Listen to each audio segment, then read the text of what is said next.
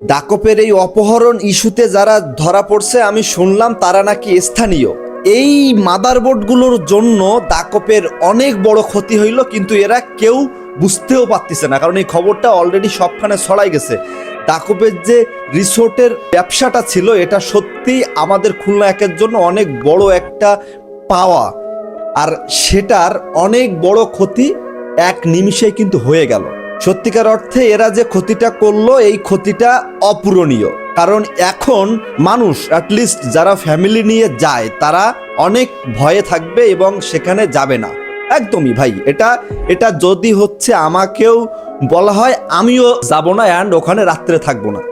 আর এই সময়ে যতই দৃষ্টান্তমূলক শাস্তি চান না কেন, শাস্তি তো হবে না। আপনারা খোঁজ নিয়ে দেখবেন 6 থেকে 7 দিনের মধ্যে সবাই আবার চলে আইছে, সবাই ঘুরতেছে, কিন্তু লস হলো যারা ওখানে ইনভেস্ট করে ব্যবসা করতেছে।